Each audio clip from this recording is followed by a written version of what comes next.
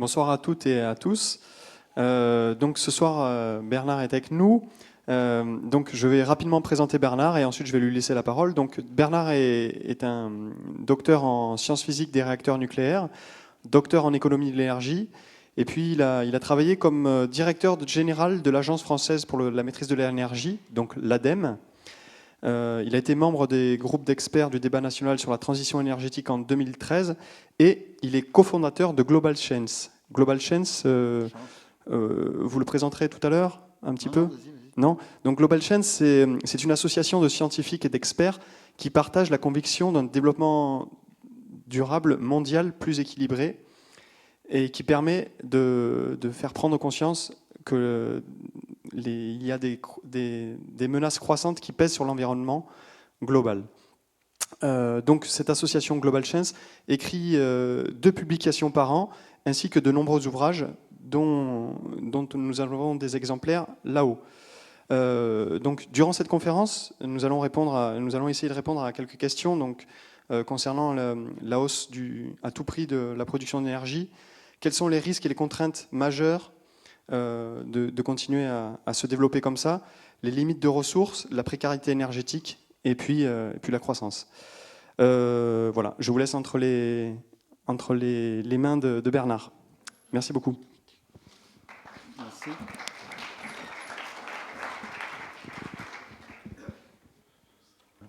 Bonjour. Alors, transition énergétique et sortie du nucléaire. En fait, on pourrait traiter le sujet de la transition énergétique suffirait à lui-même, mais il se trouve qu'en France, la question nucléaire est omniprésente dès qu'on parle d'énergie. Et donc, il m'a semblé intéressant, et aussi à ceux qui m'ont invité, je les remercie, d'associer les deux, puisque en France, c'est les deux qui doivent être discutés et pas seulement l'un ou l'autre. Alors, vous voyez bien que pour cette histoire-là, il faut balayer large, donc forcément, ça sera assez bref, chacune des choses, et je pense que dans la discussion, je pourrais répondre ou discuter ou répondre à des questions éventuelles. C'est un peu 3 parties. La première, c'est la nécessaire transition énergétique mondiale. Ça, je pense que c'est très important, parce que trop souvent, les discussions en France, en particulier, restent totalement hexagonales. C'est-à-dire le reste du monde n'existe pas, ou quand il existe, il est la source de tous nos maux, soit que ce soit des fous furieux comme les Allemands, soit que ce soit des gens épouvantables comme les Chinois. Et donc, on a raison, et donc, il n'y a pas de raison de changer. Et c'est important de s'inscrire dans une vision planétaire des choses et de voir que la transition énergétique, telle que je vais la définir, est quelque chose qui est obligatoire et que d'une certaine façon, ça mérite à peine d'être discuté. Ce qui doit être discuté, c'est les façons de le faire. Et là-dessus, on a plutôt du retard. Mais sur l'objectif, c'est très important de comprendre ce caractère obligatoire. Et c'est ni un choix pratiquement de caractère politique, c'est un choix vraiment de survivre, qu'on survive, en tout cas dans cette question qui concerne les questions énergétiques. Le deuxième problème que j'aborde pour la raison que j'ai dite, c'est qu'il est très important en France, c'est la question nucléaire, mais là aussi, en la replaçant au niveau mondial, puisque les choses sont encore plus faussées sur la question nucléaire, puisque la France a une position tout à fait extravagante ou exceptionnelle, comme vous voulez, sur la question nucléaire dans le monde. Et que là aussi, c'est des choses qui sont assez peu connues, puisqu'on vit dans une espèce de pensée dominante qui d'ailleurs est absolument insupportable. Et donc, la troisième partie, c'est de relier les 2 premières et de voir comment en France se pose de façon assez pratique, cette fois-ci, la mise en œuvre de la transition énergétique. Alors, vous voyez que c'est assez vaste et que donc chaque chose sera assez brève. Donc, bon, je pense qu'on est trop nombreux pour qu'on puisse faire des questions-réponses en cours de route parce que ça décale trop. Donc, vous notez, s'il y a des choses, vous les notez et puis après, on passera à la discussion. Alors, sur la question mondiale, la nécessaire transition énergétique, on est obligé d'avoir quelques ordres de grandeur. Alors, les ordres de grandeur, c'est quoi? C'est d'abord de se rendre compte, enfin d'abord de savoir que toutes les énergies qu'on consomme, cette électricité, le gaz, l'essence, etc., qui sont toutes mesurées d'ailleurs avec des unités différentes, ce qui fait que ce n'est pas facile de les comparer. On parle des stères de bois, on parle des mètres cubes ou des kilowattheures de gaz, on parle des kilowattheures d'électricité. Donc, il y a une unité commune de ce qui mesure l'énergie, c'est le joule, mais qui est minuscule et qui est pratiquement inutilisable, parce qu'on parle toujours de milliards de joules. Et donc, on a choisi dans le monde énergétique une unité commune qui est ce qu'on appelle la tonne équivalent pétrole. C'est en fait la valeur calorifique d'une tonne de pétrole. C'est-à-dire, si vous brûlez une tonne de pétrole, la valeur énergétique de cette tonne de pétrole, c'est une tonne équivalent pétrole. On passe comme ça du charbon, la valeur calorifique du charbon, donc c'est 1,5 tonnes de charbon en moyenne pour faire une tonne équivalent pétrole. Même chose pour le gaz. Même chose pour l'électricité, puisqu'on peut passer des kilowattheures au joule et des joules à la tonne équivalent pétrole. Et donc, on a une mesure commode, la tonne équivalent pétrole, de l'ensemble des sources énergétiques qui sont utilisées. Ou des produits énergétiques. Donc, vous utilisez l'électricité, le gaz, etc. Et on peut dire que une famille moyenne va consommer en France, au total, quelque chose comme 4 tonnes d'équivalent pétrole. C'est-à-dire la consommation du pays divisée par le nombre d'habitants. Et l'ordre de grandeur, c'est assez commode. Bon, à peu près 4 tonnes d'équivalent pétrole. On voit à peu près ce que ça veut dire. Toutes ces formes d'énergie, électricité, gaz, charbon, produits pétroliers, essence, fuel, kérosène, etc., viennent toutes de sources d'énergie primaires qu'on trouve dans la nature. Il n'y a pas de production spontanée d'énergie. Donc, on parle de ce qu'on appelle les sources d'énergie primaires, c'est-à-dire des matières premières ou des manifestations naturelles qui permettent de produire de l'énergie. Et là-dedans, vous avez plusieurs familles, 2 grandes familles, ce qu'on appelle les sources d'énergie de stock, c'est-à-dire des matières premières qui sont dans la croûte terrestre et qu'on extrait par l'industrie minière, qui sont d'une part les sources d'énergie fossiles, le pétrole, le gaz et le charbon, et l'uranium, qui n'est pas une énergie fossile, mais qui est un métal à partir duquel on obtient de l'énergie par la fission de l'atome. On y reviendra en discutant du nucléaire. Ça représente les énergies de stock, 87% de la consommation d'énergie primaire mondiale. C'est-à-dire c'est extrêmement dominant. Et l'autre famille, c'est les énergies de flux, c'est-à-dire en gros que vous n'épuisez pas les réserves en consommant, ce qui est quand même bien commode. Et ça, ce sont les énergies renouvelables, l'hydraulique, l'éolien, le photovoltaïque, la biomasse à condition de la replanter. Donc, il ne faut pas considérer la biomasse comme une ressource éternelle. Elle est renouvelable à condition d'être renouvelée. Mais elle est renouvelable, ce qui n'est pas le cas du pétrole. Vous ne pouvez pas refaire du pétrole tous les 10 ans parce que vous en consommez. Et la géothermie, qui est aussi une source. Alors, on pourrait parler aussi des énergies marines, mais enfin, on voit que les énergies renouvelables recouvrent un éventail très important de formes d'énergie primaire très différentes. Hydraulique, biomasse, géothermie, solaire, éolien, etc. La source essentielle étant à partir du solaire, mais sous des formes différentes. Donc on retient de cette première description rapide une consommation totale d'énergie mondiale, comme si les activités humaines étaient un seul consommateur, de 12,7, disons 13 milliards de tonnes équivalent pétrole. C'est assez commode, vous voyez, tonnes d'équivalent pétrole, 13 milliards, ça fait un cube de 1000 à peu près de 1000 TEP de côté, tout ça multiplié par 13. Donc voilà ce qu'on consomme chaque année. Donc premièrement, la quantité totale, sans souvenir, parce qu'après ça nous servira pour la suite. Deuxièmement, la domination des énergies de stock, 87%, et 13% des énergies de flux. Troisièmement, dans les énergies de stock, la domination des fossiles. Et au total, la domination du pétrole. 31%. Donc un tiers pratiquement de la consommation mondiale d'énergie, c'est le pétrole. Malgré les chocs pétroliers, malgré les problèmes géopolitiques, pour ne pas parler du Moyen-Orient, etc., ça reste l'énergie dominante. Alors, cette énergie dominante, avec nos 12 milliards de kilowattheures, de TEP, pardon, ça serait très bien, on pourrait se dire, bon, voilà la consommation mondiale. Alors donc j'ai dit donner les principales caractéristiques. Et la deuxième caractéristique qui va jouer beaucoup, c'est l'inégalité des consommations. Alors c'est normal, vous me direz, ça correspond à peu près à la richesse des pays, mais c'est intéressant de voir les chiffres. C'est-à-dire, parce que souvent on nous dit, ben oui, la Chine consomme beaucoup, donc elle émet beaucoup de gaz carbonique, etc. C'est le premier consommateur mondial. L'Inde est un pays émergent, en plein développement, donc on a l'impression que tout ça consomme beaucoup et on ne sait pas très bien comment. Alors là, vous avez la répartition, en prenant des exemples, hein, mais c'est des exemples caractéristiques.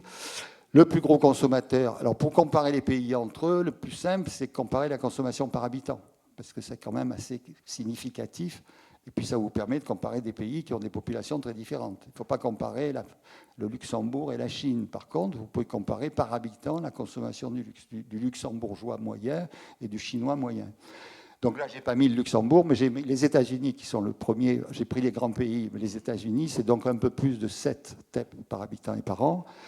Le Japon et l'Europe occidentale, parce que là, l'Union européenne, c'est 3,4 à peu près, mais il y a une partie plus pauvre de l'Europe. Donc, si on prend l'Europe occidentale, ce qui historiquement est l'Europe, la partie riche de l'Europe, c'est à peu près aussi 4 TEP, ce que je disais tout à l'heure, à peu près 4 TEP par habitant de consommation primaire. Le monde, c'est moins de 2 en moyenne, avec un poids considérable, évidemment, des pays qui sont à droite, qui consomment beaucoup. La Chine, c'est 1,8, donc c'est en dessous de la moyenne mondiale et c'est très nettement en dessous de l'Europe. Et l'Inde, c'est 0,6. Et l'Afrique subsaharienne, je pense que c'est 0,4. Donc vous voyez que vous avez un problème considérable déjà d'inégalité qui va donc peser dans ce sens que même si les pays les plus consommateurs, ce qui est le cas actuellement, stabilisent à peu près leur consommation par habitant, cette consommation reste très élevée. Pour le moment, elle ne diminue pas. Il y a quand même un exemple intéressant, c'est les États-Unis. Vous voyez qu'ils sont à 7, 7,1, 7,2. Ils étaient à 8 en 1975. Donc sur 30 ans, ils ont quand même un peu mieux que stabilisé. Ce qui veut dire qu'il n'y a pas une fatalité, si vous voulez, dans l'augmentation. Et ça, c'est très important de noter cette phrase parce que à l'époque, début des années 70, le premier choc pétrolier, etc., la doctrine, c'était qu'il fallait que la consommation d'énergie augmente sans arrêt. Le progrès, c'était l'augmentation de la consommation d'énergie. Alors, dans cet état qui est caractérisé donc par ce total que je vous ai donné, cette domination pétrolière, et deuxièmement par les inégalités entre les pays, cette consommation d'énergie, c'est-à-dire cette production, la production et la consommation, puisque ça coïncide au niveau mondial, est déjà, dans la situation d'aujourd'hui, se heurte à des contraintes extrêmement fortes. La première, c'est la question des réserves. C'est le fait que ces produits fossiles, et l'uranium aussi d'ailleurs, ces produits de stock, c'est des stocks, donc les stocks, ça s'épuise, et donc vous avez entendu parler du pic pétrolier, c'est-à-dire le fait que la production de pétrole, disons au moins classique, les gisements classiques, est pratiquement stabilisée. Le charbon, les ressources sont beaucoup plus importantes, donc c'est entre 2 et 3 siècles. Le pétrole, c'est quelques dizaines d'années. Le gaz, c'est entre un demi-siècle et un siècle. Et l'uranium, c'est à peu près comme le pétrole et le gaz. Bon. Donc ces énergies de stock ont des réserves limitées, au moins dans les conditions actuelles d'exploitation. Ça veut dire qu'en fait, comme vous avez la pression des nouveaux venants, comme la Chine, qui consomme donc de plus en plus, et c'est normal par rapport à sa croissance économique, vous avez une pression sur les prix. Ça, on le sait, on en parle, le pétrole augmente, la facture nationale augmente, mais de combien? Bonne question. Je vous remercie d'avoir répondu. Voilà. C'est extraordinaire. C'est extraordinaire. Le prix du pétrole brut importé en France, entre 2000 et 2012, c'est court 2000-2012. 250 € par TEP en 2000, 700 € par TEP en 2012. C'est les valeurs moyennes. Ce qui fait que la facture énergétique, parce que la France dépend énormément du pétrole, je dirais un peu comme tous les pays qui ne sont pas producteurs, c'est-à-dire qu'on importe à peu près toujours la même quantité de pétrole, plus ou moins, c'est-à-dire qui va essentiellement dans les transports, enfin on verra tout à l'heure. Mais vous voyez, c'est colossal comme augmentation quand même. qui ne se reflète pas directement sur les prix de l'essence, puisque dans l'essence, vous avez une part très importante de taxes qui n'est pas proportionnelle au prix du pétrole brut. Donc vous avez une augmentation qui tient compte de l'augmentation du pétrole brut, mais ce n'est pas répercuté directement. Mais ça, d'abord, ça fait un poids très lourd sur le commerce extérieur de la France, puisque c'est à peu près la valeur, ce n'est pas la cause du déficit français, puisque le déficit français vient du fait qu'on importe plus que ce qu'on exporte, mais des tas de choses, en particulier tous les appareils, etc. Mais la taille du déficit français, c'est à peu près 70 milliards d'euros, et c'est la taille de la facture énergétique. C'est-à-dire, ça nous coûte 70 milliards d'euros, alors que ça nous coûtait à peu près 20 milliards d'euros en 2000. Et vous voyez en plus sur cette courbe l'effet de la crise financière de 2008, etc. Donc la crise qui s'est étendue au monde, tout de suite ça a baissé. Mais ça repart. Et si jamais vous vous amusez à poursuivre la courbe rouge un peu loin, vous arrivez à des prix qui sont absolument insupportables. Alors ils sont difficiles à supporter pour des pays comme la France, enfin les pays riches, mais dans lesquels la part du pétrole dans l'économie en général a beaucoup baissé, depuis par exemple les années 80. Par contre, pour les pays pauvres, en particulier les pays africains, ça les ruine. Ça les ruine parce qu'ils importent les produits pétroliers, non seulement pour les transports, comme nous, mais avec des voitures pourries, des camions pourris, etc., donc qui consomment beaucoup plus. Mais en plus, dans beaucoup de cas, ils font de l'électricité parce qu'ils n'ont que du diesel, et donc le diesel, ça marche avec les produits pétroliers. Donc il faut se rendre compte que cette pression-là, la pression énergétique qui se fait déjà sentir dans les pays riches et chez nous en particulier, est encore plus violente pour les pays en particulier les pays africains. Et qu'en plus, cette augmentation des prix, si vous voulez, apporte un frein à la croissance économique, puisqu'elle alourdit les factures énergétiques pour simplement payer les compagnies pétrolières, les pays du Golfe, etc. Mais enfin, je veux dire, ce ne sont pas des richesses qui se répercutent au niveau du pays lui-même. Donc on arrive dans cette situation un peu difficile dans laquelle vous avez cette contrainte donc, qui se traduit des réserves, qui se traduit par la contrainte des prix, par l'augmentation des prix.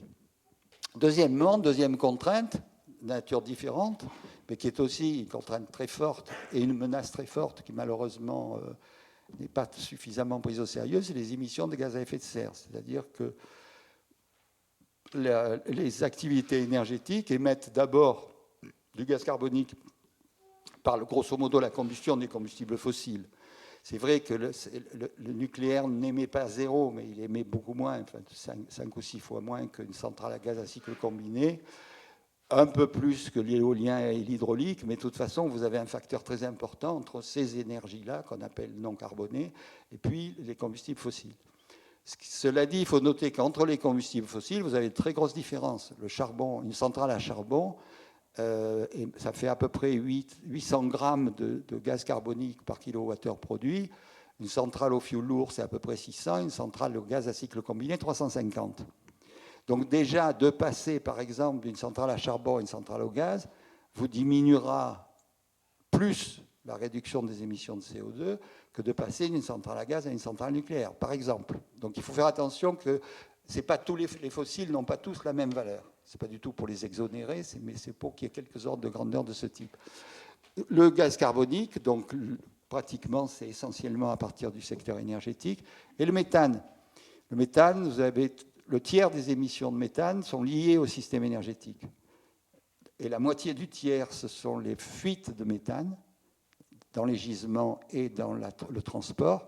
Et l'autre moitié, c'est le grisou des mines de charbon. À chaque fois, ils avaient une mine de charbon, émission de grisou. D'ailleurs, il y a des pays qui commencent à le récupérer. En Allemagne, en Chine, en France aussi, on commence à récupérer le grisou des mines pour le mettre sur le réseau sur le réseau de gaz. Et le méthane est un gaz à effet de serre plus puissant que le CO2 et donc qui joue un rôle très important dans les augmentations actuelles. En particulier aux États-Unis, à cause du gaz de schiste, parce que les fuites liées au gisement de gaz de schiste sont beaucoup plus importantes que les fuites liées au gisement classique, parce que vous avez des tonnes de gisements qui ont des productions relativement faibles, et vous multipliez les gisements, donc vous multipliez les fuites. Et actuellement, l'effet de serre américain est à peu près La moitié, près de la moitié, à cause du méthane. L'augmentation de l'effet de serre est à cause du méthane. Donc là, contrainte très forte, qui ne se traduit pas immédiatement par des effets économiques du même type que l'augmentation du prix du pétrole, mais dont on voit l'aggravation. Parce que je veux dire, le changement climatique n'est pas seulement l'augmentation moyenne de la température dont on nous parle, il faudrait arriver à moins de 2 degrés. Apparemment, plus personne n'y croit, mais c'est aussi les bouleversements climatiques locaux, en particulier la multiplication des typhons, des tempêtes, etc.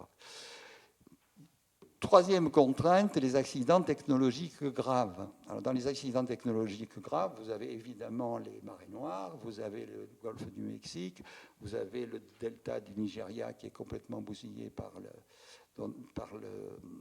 l'exploitation pétrolière, et puis vous avez les graves accidents nucléaires, avec un accident grave, mais qui n'a pas eu d'effet catastrophique sur la population, c'est l'accident américain Three Mile Island, et puis les 2 catastrophes de Tchernobyl et Fukushima. Quatrième contrainte, la pollution et les déchets. La pollution, c'est à la fois les pollutions liées, enfin, le diesel, les pollutions de l'utilisation du charbon, etc. Et la question des déchets, c'est effectivement le nucléaire qui pose le plus de problèmes, puisque on produit en fonctionnement normal, pas du tout accidentel, des déchets extrêmement dangereux pendant des centaines et des millénaires. Alors, ce tableau n'est pas très brillant, comme vous pouvez le constater. Alors, l'ennui, c'est qu'il n'est pas malheureusement, il n'est pas suffisant pour déclencher vraiment des réactions très fortes. Celui qui marche le mieux, je suis désolé de le dire, c'est le premier. C'est la pression sur les prix. Moi, j'ai travaillé dans beaucoup de pays sur la maîtrise de l'énergie, efficacité énergétique renouvelable. Certes, l'argument climatique intervient au niveau du discours politique. Certes, l'épuisement des réserves peut intervenir quand un pays est trop dépendant, donc ça peut peser. Mais ce qui pèse, c'est essentiellement la facture énergétique, à la fois la facture énergétique du pays, c'est-à-dire quand le pays commence, comme la France actuellement, à avoir une facture énergétique globale trop lourde. Et on va voir d'ailleurs que dans les engagements du président de la République, c'est certainement un point qui a joué. Et deuxièmement, la facture du consommateur. Et donc, ça on le verra à la fin, mais c'est intéressant, donc au niveau du développement de programmes, que ce soit des programmes nationaux ou des programmes territoriaux, c'est très important d'avoir un cadre dans lequel on rappelle ces contraintes, parce qu'elles sont réelles, mais d'examiner, je ne dirais pas en premier, mais de façon très forte, l'intérêt économique et social des mesures que vous proposez. Parce que si vous proposez des mesures, l'expérience a prouvé que les mesures qui sont proposées uniquement, par exemple, sur le climat, eh bien, on a bien vu que les négociations internationales n'avançaient pas beaucoup. Par contre, dans un pays, si vous discutez avec les responsables et que vous leur montrez que le passage, que la transition énergétique, c'est-à-dire en fait la réponse à ces contraintes, a un intérêt économique et social, y compris l'emploi, etc., ça accroche. C'est quelque chose sur lequel les politiques répondent et les gens répondent. Alors, on est donc devant cette situation absolument catastrophique à la fin de la première partie. Et alors, c'est pour ça que c'est intéressant de regarder cet aspect planétaire, parce que justement, ça montre qu'on ne peut pas continuer ce système-là. Pourquoi ? Actuellement, les pays, c'est celle-là. Moi, si je montrais qu'une planche, ça serait celle-là. La consommation d'énergie primaire par habitant, on a bien vu ce que c'était. Au niveau des pays riches industrialisés, c'est ceux qui sont en bas. C'est 13% de la population mondiale consomme 38% de la consommation d'énergie primaire de la planète, donc c'est déjà pas mal. Et valeur moyenne, 5,3 TEP par habitant et par an. Vous voyez, c'est le schéma dans tout à l'heure, c'est entre la partie États-Unis, Europe, et puis la partie les pays émergents et en développement. 5,3. Si on applique les raisonnements pas si lointains des années 70 chez nous, ce n'est pas des raisonnements du 19e siècle, c'est les raisonnements de la fin du 20e, qui était le raisonnement du rattrapage. C'est-à-dire en France, en 1975, on disait les États-Unis consomment 8 TEP par habitant et par an, ce que je vous ai dit tout à l'heure. En 2000, ils consommeront 12. C'est le patron d'EDF qui disait ça, ce n'est pas moi ni le mec du coin. Ils consommeront 12. Donc, voilà l'horizon. Il faut qu'on vise ça. Et on devait consommer en 2000 en électricité 1000 milliards de kilowattheures. On a consommé 450. Et donc, si vous voulez, ça c'est extrêmement important, ce changement, on peut dire, de vision des choses. Alors, si les pays qui sont en bas, là, ceux de tout à l'heure, appliquaient ce raisonnement du rattrapage en se disant, youpi, les États-Unis, mettons, on va viser 8, mettons qu'on vise 5,3, hein, la moyenne des pays riches, et bon, la Chine fait des efforts, se débrouille, on fait quelques guerres si nécessaire. Tout le monde va arriver à 5,3. Dans cette vision-là, hein, on arrive à 5,3. Multiplié par 9 milliards d'habitants, ça fait 48 milliards de tonnes équivalent pétrole. On a vu qu'aujourd'hui, avec 13, on est déjà coincé par toute la série des contraintes que je vous ai dites. Donc c'est impossible, point. Et ça, c'est très important à comprendre. C'est qu'au niveau de la planète, ce n'est pas possible. Alors ceux qui l'ont compris, c'est les Chinois. Alors, moi, j'avais fait cette conférence en Chine, l'université de Wuhan, mais en Chine, et j'ai parlé, mais 4 planètes quand même.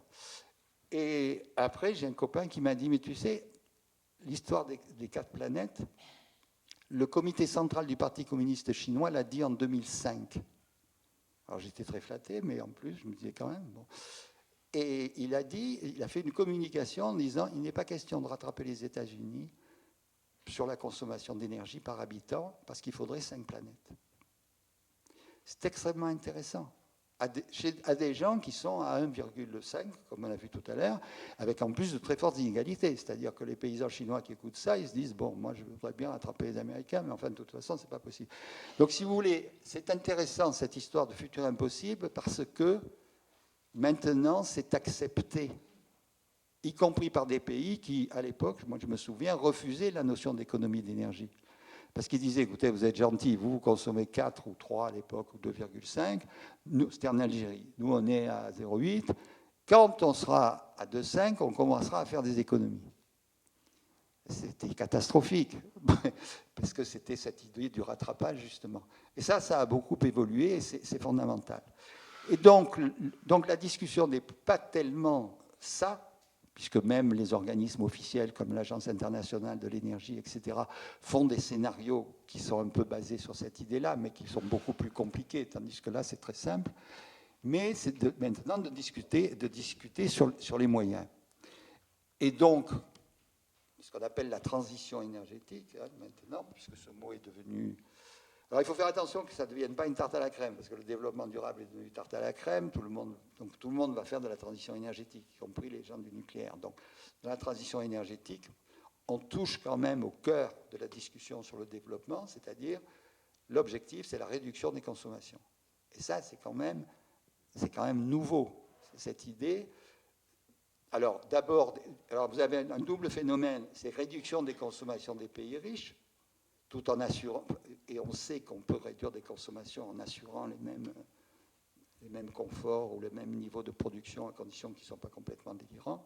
Donc la réduction de consommation par la sobriété et l'efficacité énergétique, c'est-à-dire à la fois la discussion sur les usages et puis l'amélioration technique des équipements, les pays riches peuvent le faire. Et on sait très bien que vous preniez les maisons, ce qui se passe dans la consommation d'énergie, c'est énormément dans les bâtiments, en particulier pour le chauffage. Bon, mais les maisons d'aujourd'hui, elles consomment moins de la moitié que la même maison consommée quand elle était construite il y a 30 ans. Vous prenez comme ça absolument tous les secteurs, usage par usage, et ça pour la France, le scénario Négawatt l'a fait très bien. On s'aperçoit que gagner un facteur 2 n'est pas du tout, d'abord, est techniquement possible, économiquement intéressant. Le problème, c'est qu'il faut du temps pour le faire. C'est-à-dire on ne peut pas isoler tous les logements. Donc c'est plus un problème de temps, de volonté politique, etc. On y reviendra, mais c'est faisable. Et donc les pays émergents qui ne sont pas idiots, enfin certains le sont, mais je veux dire les plus importants ne le sont pas, font tous les efforts pour se mettre justement sur le même type de trajectoire, c'est-à-dire ne pas refaire 30 ans après les bêtises qu'on a faites 30 ans avant. Et donc vous avez des programmes, moi j'ai travaillé en Chine sur des programmes de réhabilitation énergétique des bâtiments existants. C'est-à-dire ce qui est sorti en France avec le Grenelle, c'est-à-dire il y a quelques années, qui commence à se mettre péniblement en place, assez sérieusement, mais quand même péniblement. Ben ça y est, en Chine, c'est parti.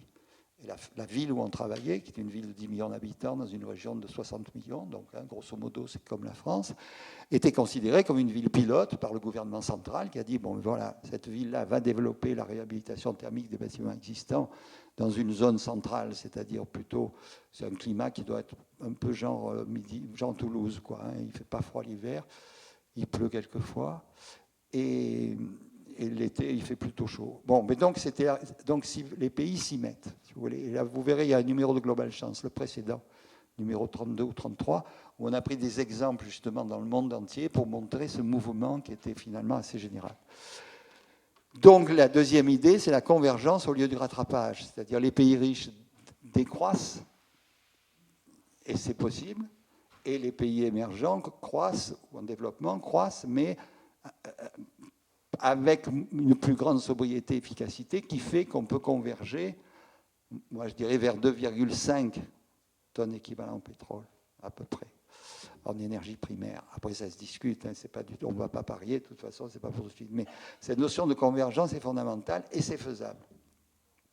Donc ça, c'est le principal de la transition énergétique, c'est bien cette action sur la consommation. C'est-à-dire, en gros, consommer mieux et consommer moins, parce qu'on a quand même une expérience, parce qu'on a commencé il y a 30 ans, il y a même 35 ans, et qu'on sait ce qu'il faut faire. Il n'y a pas de pari technologique, on sait construire des maisons qui consomment beaucoup moins, etc. Donc, tout ça, c'est autour de la consommation, l'action sur la demande, l'action sur la consommation, le comportement, etc. Le deuxième, c'est le rééquilibrage en faveur des énergies de flux, c'est-à-dire réduire les énergies de stock, dont on a vu toutes les contraintes tout à l'heure, et remplacer par les énergies renouvelables, les énergies de flux. Vous vous rendez compte que c'est d'autant plus facile que vous avez joué sur la consommation. Si par exemple vous avez, mettons, à atteindre, bon, on a vu que les 48 milliards de TEP, c'est même pas la peine d'en parler, y compris avec des renouvelables, hein, parce que je veux dire, c'est pratiquement impossible, ne serait-ce que financièrement et même de ressources. Si vous avez à 12, 13, 15, bon, c'est probablement jouable sur à peu près un siècle de répondre avec des énergies renouvelables. Il y a d'ailleurs des scénarios du GIEC ou d'organismes internationaux qui décrivent ces scénarios à la fois de baisse de consommation d'énergie et de remplacement par les énergies renouvelables. La quatrième propriété de la transition énergétique, qui est très intéressante, en particulier ici, c'est que vous remplacez des systèmes centralisés sur lesquels vous ne pouvez pas grand-chose, voire rien. Prix du pétrole, personne en France ne peut quoi que ce soit sur le prix du pétrole. Vous importez, on vous dit c'est tant la TEP, terminé. Les systèmes même qui seraient plus dépendants de la France, en particulier les systèmes nucléaires, sont extrêmement centralisés. Et les bouger, on pourra en parler, c'est pas facile. Et donc le consommateur est essentiellement un payeur de factures. Vous payez votre essence, vous payez l'électricité, vous payez le gaz, vous payez le fioul, etc. Sauf si vous avez une petite propriété avec du bois, peut-être vous pouvez vous débrouiller. Là, on bascule sur des actions qui concernent la consommation d'énergie, par conséquent, sur lesquelles tous les niveaux peuvent jouer, le niveau individuel, température de chauffage, sans même parler de travaux colossaux, etc., mais des comportements, les achats d'équipements. D'abord, est-ce que j'ai besoin, oui ou non, de 3 frigidaires, 2 télé, etc., ou simplement de 1, mais plutôt performant, qui me coûtera un peu plus cher. Donc, tout un truc lié, je dirais, à la maison, qui est très important. Toutes les questions de transport qui, en partie, peuvent être mises au point au niveau des villes et des régions pour les transports régionaux, puis après vous passez à la politique nationale, etc. Et donc vous avez toute une partie qui bascule de ce côté centralisé sur lequel vous ne pouvez pas agir à un côté territorial, local ou même personnel sur lequel vous pouvez jouer. Donc c'est considérable comme différence, Même chose pour les énergies renouvelables. Vous avez des énergies renouvelables, effectivement, qui impliquent des grands travaux sur lesquels vous ne jouez pas, mais vous avez des énergies renouvelables locales qui peuvent être développées au niveau territorial. Et ça, c'est un basculement colossal. Et c'est une des raisons pour lesquelles il y a une très forte opposition à la transition énergétique. Ce n'est pas uniquement parce qu'il y a des fans du pétrole ou des fans du nucléaire, c'est aussi parce que les pouvoirs basculent. Le pouvoir bascule. Le pouvoir, à condition qu'il soit pris, parce qu'il y a déjà aussi, enfin, il y a des responsables qui refusent la responsabilité, mais une ville a maintenant du pouvoir sur l'énergie. Une région a du pouvoir, un département, un conseil, un quartier, ce qui n'existait pas. Et ça, c'est tout à fait fondamental dans la transition énergétique et dans sa mise en œuvre. Donc voilà pour la transition énergétique, avec ce passage un peu à cette question locale. Mais on le voit bien en politique internationale, enfin bon, j'ai beaucoup travaillé à l'international, on travaille avec des régions très souvent. Parce que la mise en œuvre de toutes ces choses se fait au local et régional. Alors il vaut mieux avoir l'accord du gouvernement central, enfin, surtout dans un pays comme la Chine, mais la réalité de la coopération se fait au niveau de la base, enfin au niveau local. Mais ça, c'est cette partie-là qui me paraît, comment vous dire, je ne dirais pas la plus nouvelle, mais qui est assez rare, cette question de bien voir l'image planétaire de cette question énergétique et pas de se concentrer sur l'hexagone. La question nucléaire en général, alors ça aussi, c'est des choses à savoir, ne serait-ce que dans les débats. Parce qu'en France, quand vous avez des débats sur le nucléaire, on a l'impression, enfin en tout cas ce qui passe à travers beaucoup de médias, etc., que certes, la France est la meilleure du monde, mais qu'en plus, le nucléaire est une énergie très importante au niveau mondial, que sans le nucléaire, tout le monde mourrait, etc. Alors, si on regarde la production d'électricité, parce que le nucléaire ne fait que la production d'électricité, hein, et l'électricité dans la consommation mondiale représente un peu moins de 20% de la consommation d'énergie finale. Donc déjà, ça relativise, puisque vous avez l'électricité, c'est 20%. Il faut beaucoup de choses pour faire cette électricité, mais enfin, c'est finalement 20%. Et comment est-ce qu'on produit cette électricité? C'est le camembert qui est là. Alors, bon, il faut reconnaître que c'est surtout des énergies fossiles et surtout le charbon. C'est le charbon qui produit le plus d'électricité au monde. Mais le nucléaire ne représente que 13% de la production d'électricité au monde en 2010. Alors là, il y a un petit truc avec le bleu, là, mais le 16%, c'est l'hydraulique, et le 4%, c'est le reste des énergies renouvelables. Éolien, photovoltaïque, biomasse. Autres énergies renouvelables. Donc ça devrait être en vert ou en je ne sais pas quoi, mais je me suis trompé dans les couleurs. Donc vous avez 20%, et en 2012, le nucléaire, c'est 10%, les renouvelables, 20%. Donc ça aussi, c'est à savoir, si vous voulez, le poids du nucléaire au monde, c'est de la production d'électricité au monde, c'est 10%. Comme l'électricité, c'est à peu près 20% de la consommation finale mondiale, le nucléaire représente 2% de la consommation finale mondiale. Si, pour une raison quelconque, par exemple un accident majeur encore plus important, on arrêtait le nucléaire au monde, il faudrait récupérer 2% d'énergie finale. Bon. Ou 6% de capacité, ou 10% de capacité électrique.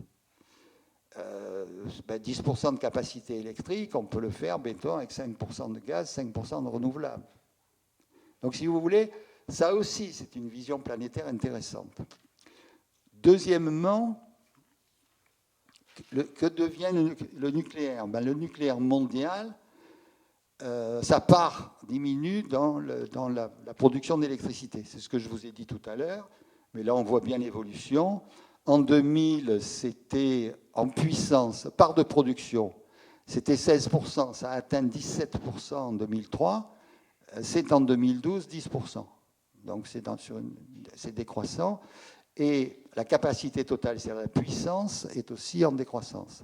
Alors dans la production, en 2012, par exemple, on ne compte pas la production des réacteurs japonais puisqu'ils sont arrêtés, mais en puissance, on compte, comme ils existent toujours, enfin ils sont arrêtés, mais ils n'ont pas été arrêtés définitivement, on compte la puissance des 50 réacteurs japonais arrêtés.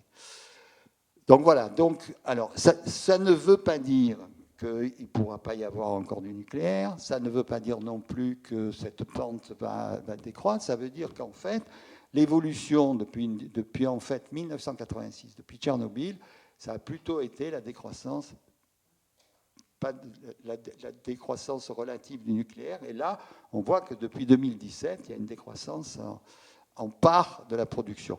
Sur la production totale, c'est à peu près stable. C'est-à-dire en part, ça baisse, en production totale, c'est à peu près stable. Mais nous sommes ici à Albi, qui est une ville française, et voilà l'ampleur du désastre, c'est-à-dire la part du nucléaire dans la production d'électricité. Les grands pays qui ont développé le nucléaire, les États-Unis, 19% de nucléaire dans la production d'électricité, Japon, avant Fukushima, 28%, Russie, 16%, Corée du Sud, 30%, Allemagne, 22%, Royaume-Uni, 16%. France, 75%. Ce qui explique, si vous voulez, la pression, enfin, cette situation tout à fait extravagante d'un pays qui, sur la base d'un seul combustible totalement importé, l'uranium, d'un seul type de technique, le réacteur à eau pressurisé, on y reviendra, fait reposer 75% de sa production d'électricité sur cette énergie et cette technique. Ça explique aussi la difficulté de discuter de ce problème en France. C'est-à-dire qu'il y a une telle domination de cette technique sur la production d'électricité que c'est très difficile. Alors, très rapidement, puisque ce sont des choses relativement connues, les raisons de la sortie du nucléaire. Alors, ce qu'il faut voir par rapport à cette situation mondiale, c'est que sur les 4 grands pays européens, qui les 4 étaient des puissances qui ont développé le nucléaire civil, le Royaume-Uni qui a été le plus important au départ, la France, l'Allemagne et l'Italie, donc les pays les plus riches d'Europe et puis les plus peuplés, il y en a quand même 2 sur 4 qui ont décidé que c'était terminé. L'Italie a décidé en 86 par référendum et l'a confirmé il y a 1 an, par référendum aussi. Et l'Allemagne l'a décidé en 98 avec le gouvernement Schröder vert et l'a confirmé avec Merkel après Fukushima. Et donc, en fait, ça pèse beaucoup, en particulier le cas de l'Allemagne, c'est-à-dire le fait que le pays, la puissance économique numéro 1 d'Europe, décide que le nucléaire s'est terminé. Et pourquoi elle a décidé que le nucléaire est terminé?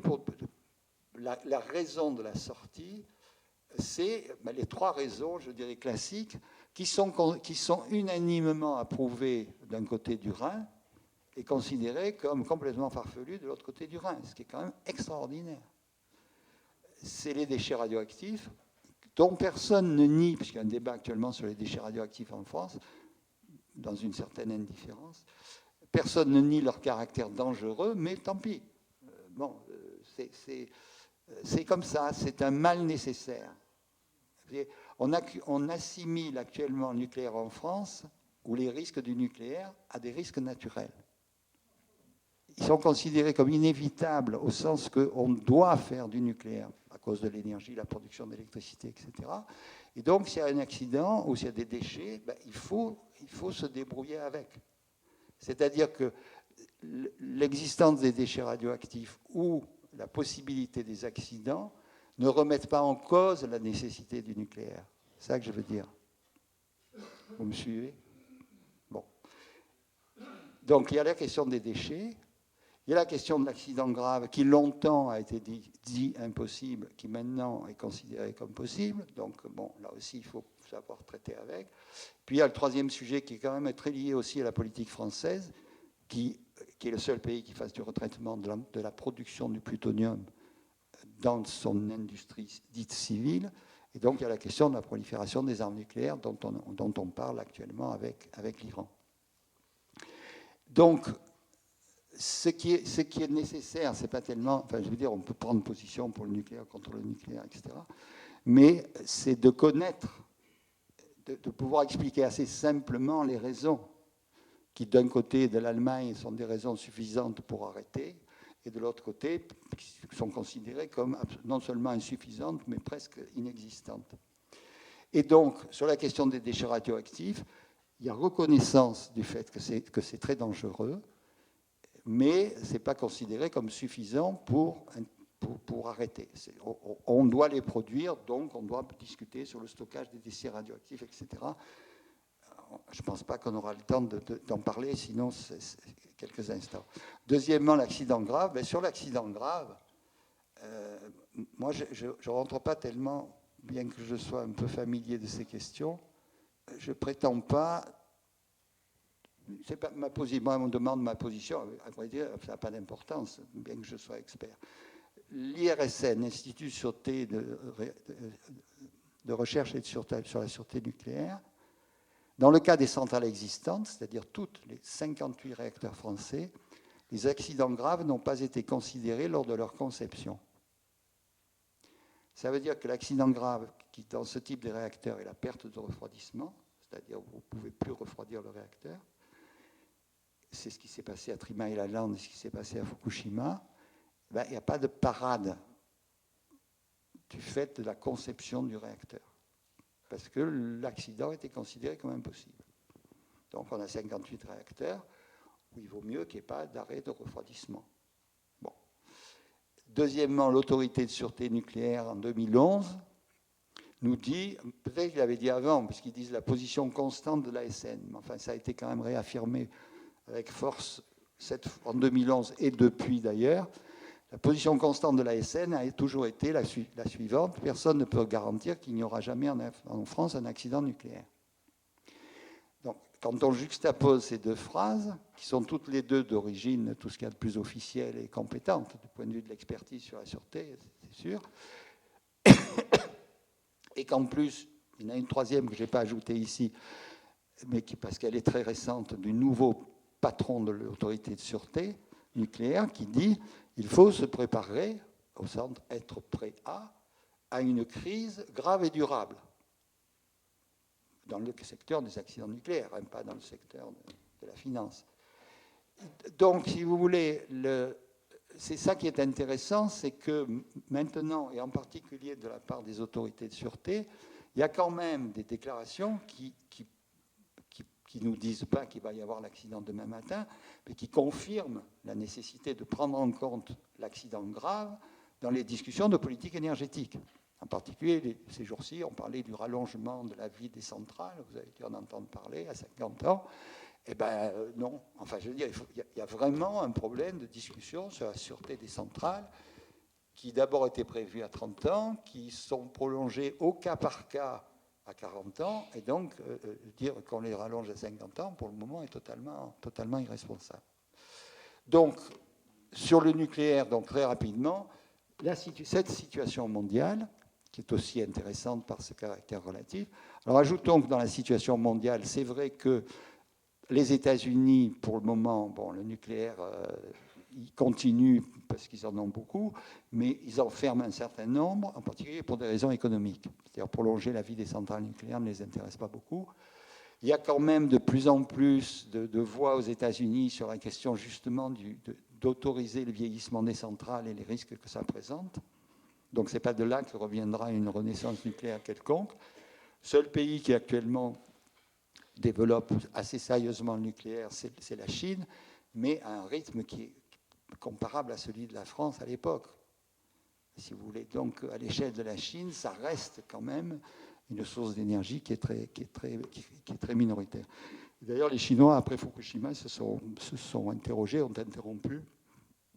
Et en 2012, il n'y a pas eu de nouvelles commandes. C'est-à-dire que, ce n'est pas du tout pour dire qu'ils n'en feront pas, mais Fukushima a beaucoup marqué les Chinois, ce qui est normal, puisque c'est quand même à la porte à côté, alors que nous, on est quand même assez loin.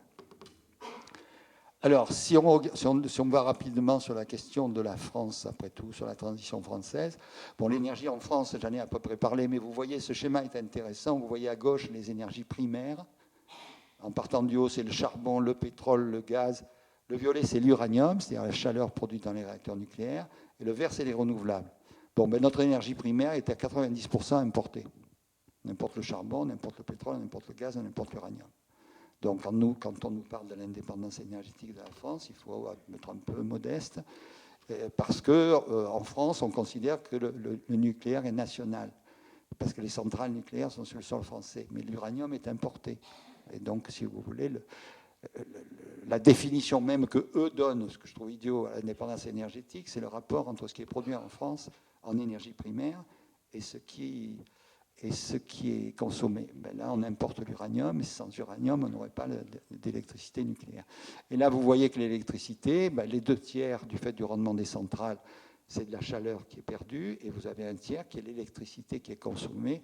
Et donc, à la fin, on a un schéma à peu près semblable à celui qu'on a vu pour le monde, c'est-à-dire 40 et quelques % de pétrole, de produits pétroliers dans la consommation finale, et 20-25% d'électricité. Et donc, on se retrouve avec deux problèmes en France. Le premier, c'est la dépendance pétrolière, qui est très forte, qui est à peu près la même que celle des pays voisins. Quoi. Il n'y a pas de différence. Le nucléaire n'a rien apporté dans ce domaine-là, avec la dépendance donc, du couple transport-produits pétroliers, qui doit être la première cible, pour toutes les raisons qu'on a vues, des économies d'énergie, parce que sinon on part à la catastrophe sur la contrainte pétrolière et les fossiles. Et deuxièmement, et ça j'insiste parce que c'est peu connu, c'est la consommation d'électricité. Alors, maintenant vous avez vu le camembert, donc c'est dommage, mais si je posais la question sur... D'abord, on nous dit qu'il faut beaucoup d'électricité pour notre industrie. Vous avez quand même entendu, notre industrie a besoin d'électricité, il faut surtout... Le nucléaire, il faut le garder à cause de notre industrie, etc. La consommation d'électricité de l'industrie, c'est pas rien, mais c'est 28%. Donc, un peu moins d'un tiers. C'est curieux d'ailleurs, parce qu'en Allemagne, où il n'y a pas de nucléaire, ou de moins en moins, il y a plus d'électricité dans l'industrie. Parce que l'électricité dans l'industrie, en général, c'est intelligent, c'est des moteurs, c'est des process intelligents, etc. Les transports électriques, si vous posez la question, moi je la pose, puis là vous avez la réponse, donc c'est pas intéressant. Tous les trains, tous les métros, tous les trams, tous les transports électriques collectifs, 3% de la consommation d'électricité. Donc allez-y, dans vos villes, dans vos régions, dans vos départements, vous pouvez développer les transports collectifs à l'électricité, c'est très bien. Parce que les moteurs électriques, c'est très efficace et qu'on peut avoir des déplacements formidables avec très peu de consommation d'électricité. Le désastre, c'est le rose et le bleu, le résidentiel et le tertiaire. 68% de la consommation d'électricité, c'est dans les bâtiments. 68%, plus des 2/3. Alors, il y a une partie qui est spéciale à la France, qui est le chauffage électrique, et c'est à peu près 60 à 70%. Donc 68% de 418, ça doit faire 310 ou 320.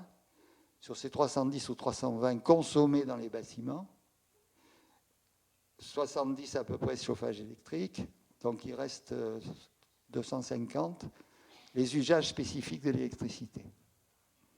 C'est-à-dire l'éclairage, l'électroménager, l'audiovisuel, l'informatique. Tout ça chez vous. Et donc, quand je parlais du changement de responsabilité, la possibilité de faire quelque chose, sur les économies, et vous voyez bien que la question des économies d'électricité est centrale. D'abord, parce qu'on la gaspille, que ça coûte cher, et que ça coûte cher aussi aux gens, aux consommateurs. Deuxièmement, parce que si vous voulez réduire le nucléaire, ou le supprimer, mais même le réduire, eh bien, la première chose, c'est de réduire la consommation d'électricité. Parce que vous savez très bien que si l'électricité continue à augmenter, on vous expliquera, écoutez, monsieur, madame, vous êtes gentil, le nucléaire est dangereux, il y a des déchets, c'est terrible et tout, mais la consommation d'électricité augmente parce que les Français veulent de l'électricité, parce que l'industrie pas partie. Donc il est très important de se rendre compte du gaspillage d'électricité et de la possibilité de faire des programmes d'économie d'électricité partout. Chez soi, dans sa ville, etc. Parce que vous jouez sur des équipements.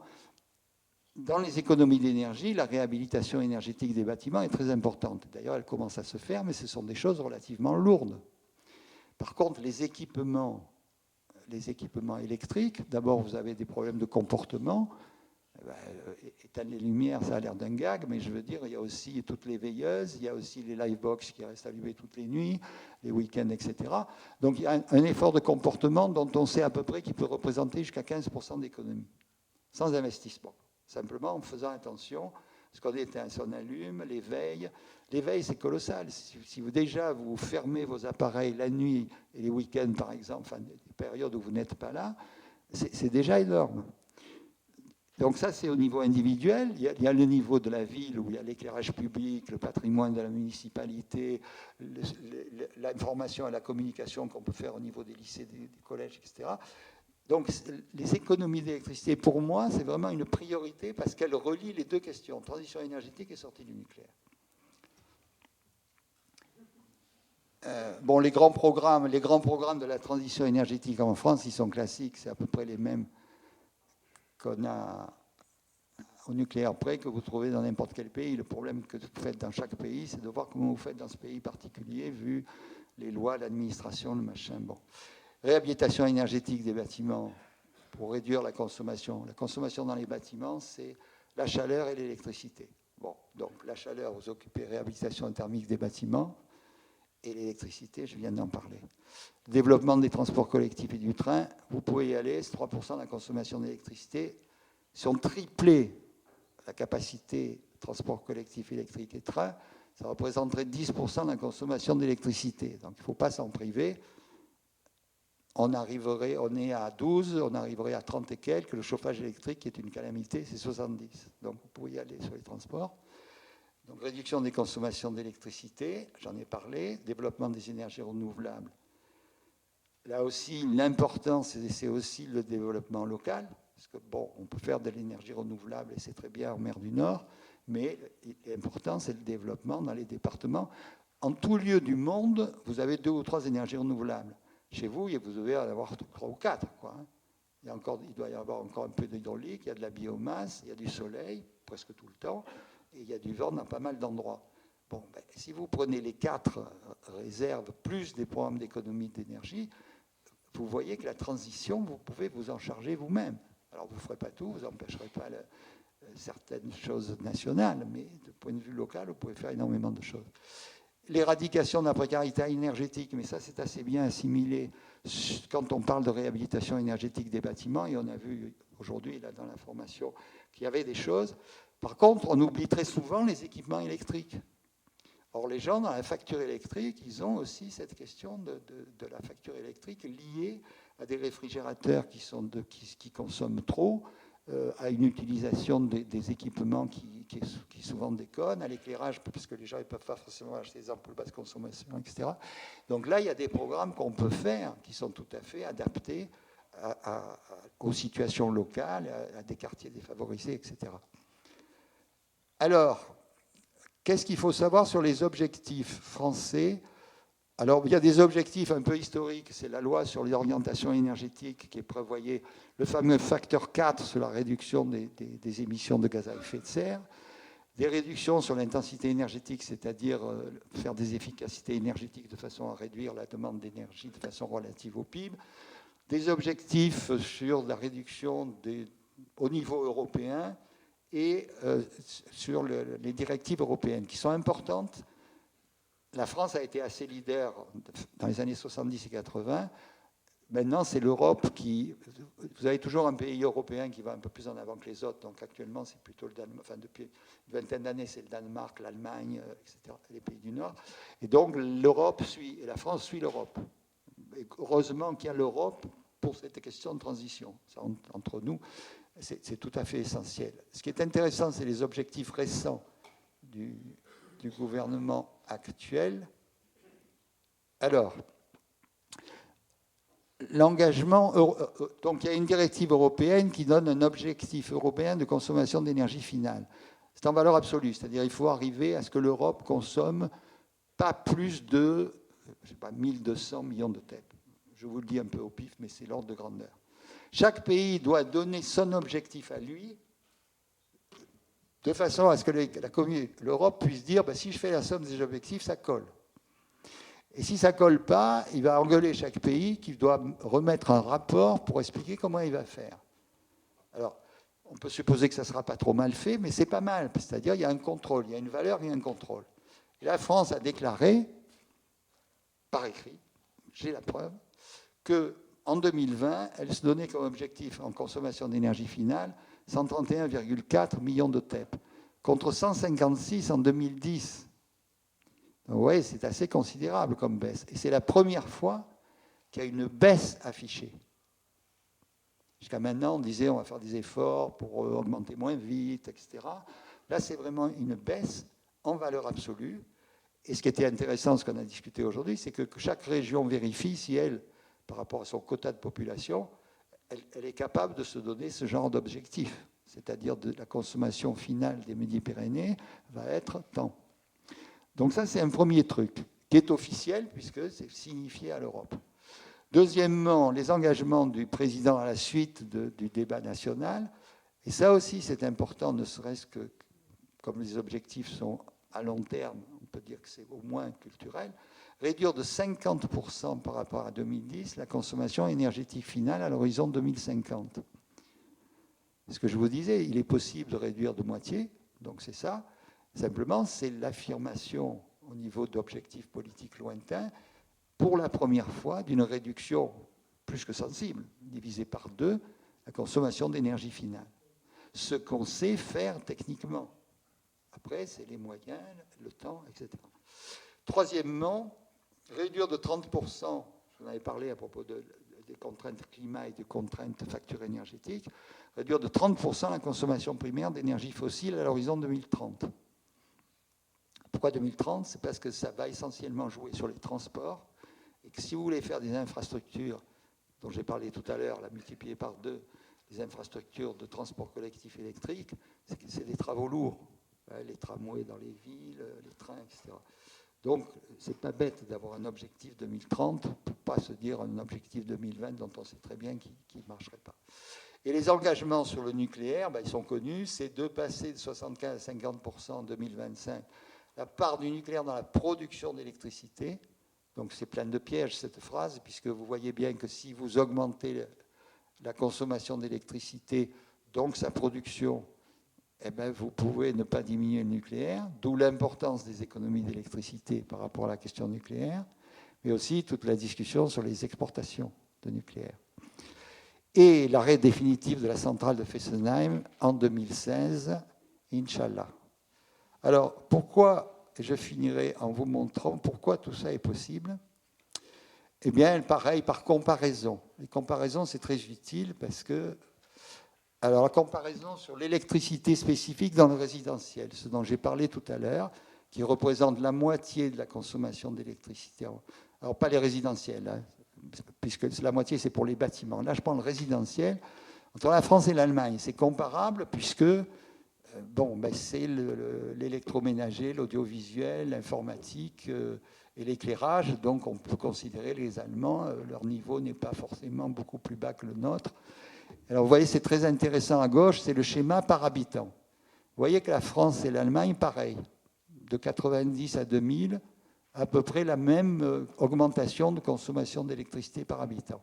En 1998, l'Allemagne décide la transition énergétique, avec la sortie du nucléaire et le lancement des programmes d'économie d'énergie, plus qu'avant, et en particulier la rénovation énergétique des bâtiments. Bon, l'Allemagne continue à monter, mais beaucoup moins, et la France, imperturbable, pof, c'est une droite, quoi. Vous continuez comme ça. Ça, c'est par habitant, et donc par habitant, c'est 15% de plus en France.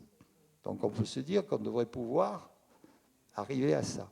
Si je compare par ménage, et là c'est un autre type de comparaison, parce qu'on peut dire qu'il y a plus d'enfants en France, etc., mais c'est pas mal d'avoir les deux.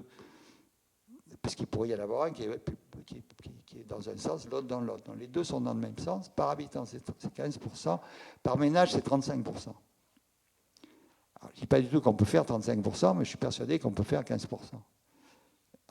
En un temps assez court, puisque les Allemands, ils l'ont fait en 10 ans. Hein. Donc, ce n'est pas non plus colossal.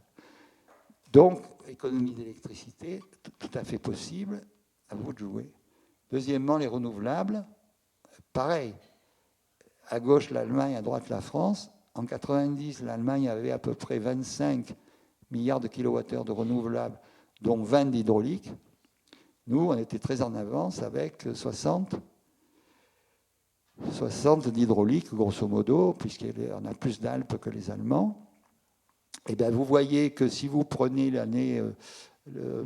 prenez 90 à peu près, et bien, entre 90 et 2012, 20 ans, l'Allemagne a fait plus 100 en nouvelles énergies renouvelables, c'est-à-dire biomasse, éolien, photovoltaïque. Et en France, on a fait plus 10.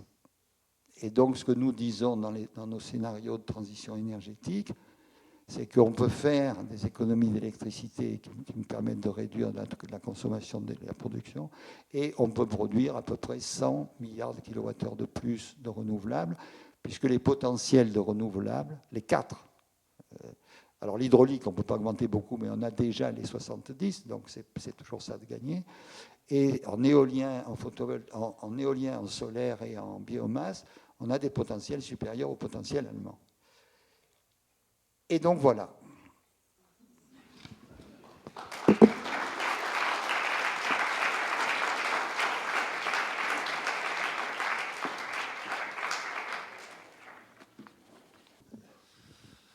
Bonsoir à tous.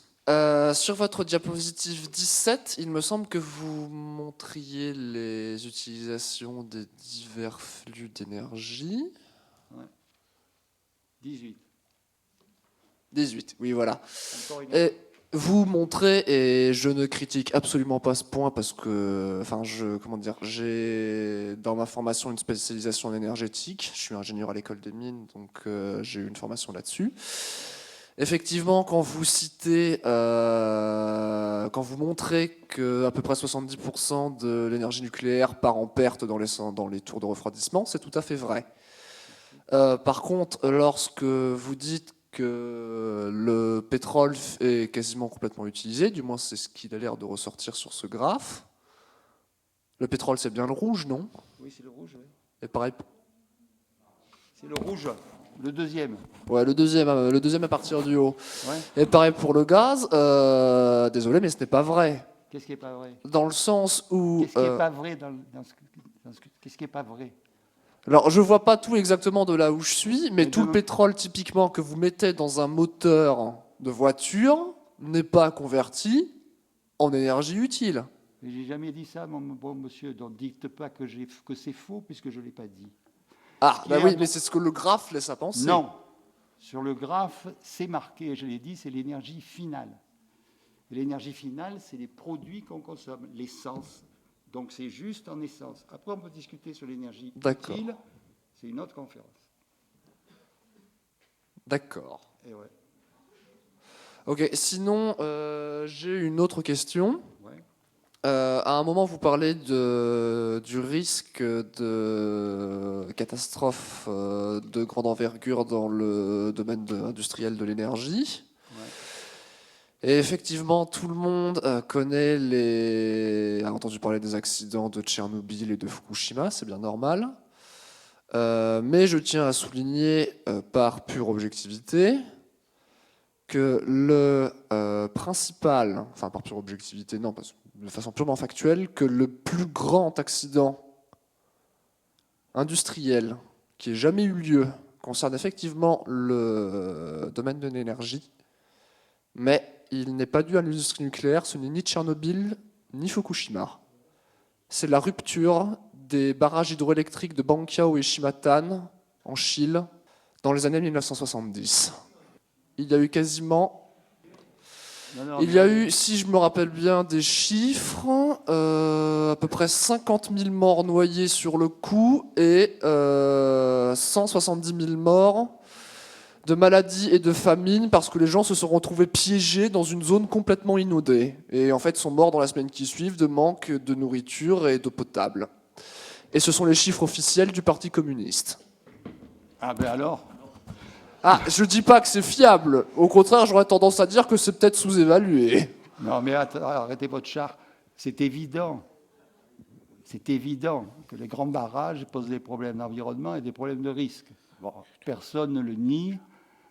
Simplement, je voudrais vous souligner une chose, c'est le caractère très particulier des catastrophes nucléaires. Ce n'est pas du tout pour minimiser l'accident dont vous avez parlé, les 6000 morts de l'hydraulique. La différence, c'est qu'un accident catastrophique comme Tchernobyl ou Fukushima, Il est en cours. il Le bilan continue, est en cours. il n'est pas terminé. Des zones entières sont condamnées. Vous avez toujours des générations qui naissent avec des problèmes de santé. Et donc, vous avez un caractère irréversible qui s'étend dans l'espace et dans le temps, qui est tout à fait particulier au nucléaire. Oui. Voilà. Et donc, parce que moi, je vous citerai l'exemple qui est cité, qui est normal, c'est les accidents dans les mines de charbon. Il y a beaucoup plus de victimes dans les mines de charbon, surtout depuis le début, si on compte tout, que les victimes probablement du nucléaire. Encore que les victimes du nucléaire, c'est extrêmement difficile, puisque, comme je l'ai dit, ça s'étend dans le temps et dans l'espace, et qu'on a du mal à définir un périmètre, aussi bien dans l'espace que dans le temps. Mais bon. Mais les victimes des mines de charbon, ce n'est pas tellement parce que le charbon est dangereux, c'est parce que les conditions de travail des mineurs sont pourries. Et par conséquent, il faut reconnaître ce fait, qui est un accident des mines de charbon, mais qui n'est pas lié intrinsèquement au charbon, qui est lié au fait qu'on a traité ces gens comme des esclaves, et dans un certain nombre de pays, on continue à le faire. Mais si vous avez des mines qui sont très bien ventilées ou des mines à ciel ouvert, le charbon en soi n'est pas dangereux. L'inconvénient du charbon, c'est autre chose, c'est par rapport au climat. Mais par rapport aux accidents, ce n'est pas du tout de même nature que la catastrophe nucléaire.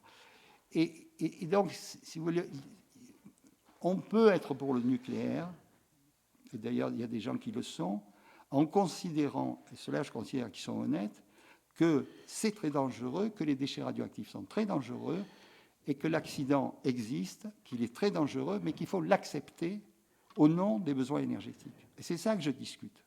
Par contre, les gens qui viennent en m'expliquant que tel truc est plus dangereux, que tel machin n'est pas dangereux, je ne parle même pas de vous, que Tchernobyl, sur le site du gouvernement français, pendant des années, mais je crois que ça s'est arrêté depuis 2 ou 3 ans, Tchernobyl, 32 morts à court terme.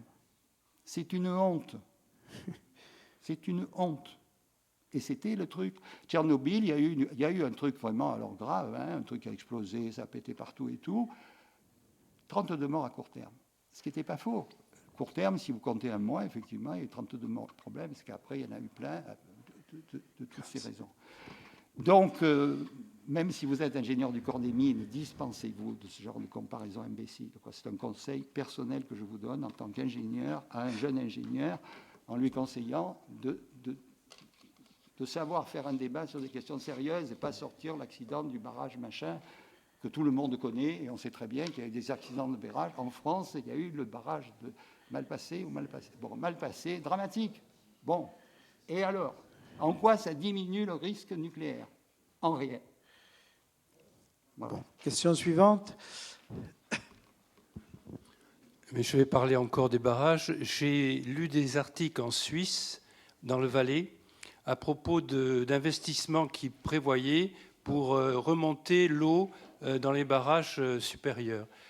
Et ils expliquaient qu'ils avaient renoncé à faire cet investissement. Alors là, je suis resté planté, sous prétexte qu'ils achetaient l'électricité à l'Allemagne à bon marché. Oui. Alors, comment se fait-il que l'Allemagne, qui s'est engagée dans la dénucléarisation, et qui donc, puisque nous, on a le discours officiel en France qu'on a l'énergie d'électricité la moins chère d'Europe. Alors, comment se fait-il qu'on lise des choses comme ça? C'est quand même très perturbant pour ceux qui sont soumis à une petite intoxication pro-nucléaire française. Ah là là, la question des coûts du nucléaire, c'est super compliqué. Le truc le mieux qui a été fait récemment, c'est le rapport de la Cour des comptes. Alors, vous avez deux questions, deux aspects dans ce que vous avez dit. Un, c'est le coût du nucléaire en France. Alors, d'après le rapport de la Cour des comptes, le nucléaire actuellement est relativement bas, 43 euros le mégawattheure, d'une part parce qu'il est amorti, d'autre part parce qu'il y a un certain nombre de dépenses qui n'ont pas été comptées, mais de toute façon, actuellement, il serait relativement bas. Le nucléaire futur est beaucoup plus cher, l'EPR est beaucoup plus cher, et même si un EPR se faisait un peu plus en série, il n'y a qu'à voir le cas anglais où ils sont prêts à payer un max pour avoir un EPR, donc le nucléaire futur serait cher. Et le vieillissement du nucléaire va coûter aussi de l'argent. Donc il est probable que les coûts augmenteront. Alors en ce qui concerne l'Allemagne, l'Allemagne exporte effectivement à des coûts assez bas. D'une part parce qu'actuellement le prix du charbon au niveau international a baissé énormément. Et quand on dit l'Allemagne fait du courant avec du charbon à cause de la sortie du nucléaire, c'est pas vrai, c'est pas à cause de la sortie du nucléaire, c'est parce que le prix du charbon a baissé et que par conséquent, les mecs qui faisaient avec du gaz, maintenant ils font avec du charbon. C'est pour moi une affaire commerciale. Alors je dis pas que c'est bien, mais à partir du moment où vous n'avez pas de contraintes sur le CO2, c'est-à-dire que les taxes CO2 sont ou très faibles, etc. Donc le charbon reprend et donc ils vendent de l'électricité pas chère. Et deuxièmement, leur production renouvelable, le coût marginal du renouvelable est très faible. C'est-à-dire si vous n'avez pas un achat en Allemagne, ben vous vendez à la Suisse ou à la France d'ailleurs, pas cher du tout. Et il y a même eu une petite, alors courte, mais une période en France où effectivement il y a eu des achats d'énergie renouvelable allemande et du coup il y a eu l'arrêt d'une centrale nucléaire pendant 4-5 jours. Alors, et je pense que ça va probablement augmenter, c'est-à-dire le fait que, et ça peut être une raison d'ailleurs de réduction du nucléaire, qui ne soit pas une raison ni liée au risque, ni liée aux engagements politiques, mais liée au fait que le nucléaire peut se trouver dans des périodes dans lesquelles il y a de l'énergie moins chère qui va arriver, en particulier du renouvelable allemand. Donc ce n'est pas du tout invraisemblable. Ce qui est plus curieux, c'est l'histoire que vous dites sur la Suisse, mais je ne vous dis pas du tout qu'elle est fausse, mais parce qu'ils ont quand même intérêt à faire le pompage, parce que ça crée une réserve, et à ce moment-là, ils peuvent vendre l'électricité en pointe, alors qu'elle est chère. Donc, parce que c'est l'histoire bien connue, ils achètent du nucléaire pas cher à la France, ils s'en servent pour remonter l'eau, et ils vendent l'électricité en pointe chère, ce qui est très astucieux. Enfin, bon. Et la France, d'ailleurs, le fait aussi, puisqu'on a des barrages, et donc on remonte l'eau. Mais bon, donc peut-être qu'il n'y a pas que la raison que vous dites, il y a aussi une raison du coût de l'opération qui peut-être comme investissement était vraiment considérable et que donc dans l'immédiat, s'ils ont de l'électricité pas chère de l'Allemagne, ils la prennent et puis basta, quoi. Bonsoir, pardon. En fait, j'ai deux questions. J'ai une question sur, on a parlé beaucoup de production. Et notamment vis-à-vis quelque part du renouvelable, du fait que les énergies renouvelables devaient augmenter. Il y a certaines analyses qui montrent que le renouvelable peut difficilement être produit de la même façon que les énergies conventionnelles, on va dire, parce qu'il y a un problème de concentration du renouvelable et du transport. C'est-à-dire que derrière, est-ce qu'il n'y a pas une question aussi de mise à niveau des réseaux, de façon à ce que, pour rendre cette production, je dirais, résiliente et efficace, avoir une multitude en fait de petits pôles de production qui seraient en fait les maisons de chacun. Mais derrière, ça veut dire toute une technologie d'échange, de façon à ce que quand ça ne produise pas à un endroit, parce que quand on est sous du vent ou du soleil, eh bien, on puisse acheter là où ça produit. Ça, c'était ma première question. Et la deuxième question qui était liée en fait à la sortie du nucléaire, qui pose la question en fait du démantèlement des centrales nucléaires et qui fait qu'à un moment, aujourd'hui, on est dans une facilité de réhabiliter des centrales, jusqu'à quand, je ne sais pas, parce que ça évite de se poser la question du démantèlement, parce que la réhabilitation, c'est un investissement qui peut être rentabilisé dans la mesure où la centrale est utilisée, alors que le démantèlement, c'est une charge sans contrepartie quelque part. Et est-ce que derrière, en fait, le faible coût du nucléaire aujourd'hui, tel qu'on le paye et tel qui fait que la France est à un niveau de développement tel qu'il est aujourd'hui par rapport à un faible coût d'énergie, on ne va pas le payer plus tard par le fait que le démantèlement n'a jamais été pris en compte et que finalement, plus on recule la date et plus ça fait mal, quoi.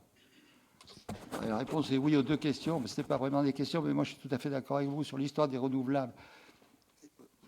Bon, ce qui est intéressant, c'est deux choses. La première, c'est que par rapport à l'argument qui est vrai de la variabilité des renouvelables, il y a deux choses intéressantes. C'est le fait que de plus en plus, les prévisions, c'est ça qui est important, les prévisions sont de plus en plus justes. Et quand vous regardez les courbes de RTE entre ce qui s'est passé en réalité et puis ce qui était prévu, alors la veille ou des trucs comme ça, c'est de plus en plus proche. Donc il y a de moins en moins d'incertitudes. Par contre, il y en a de plus en plus sur le nucléaire.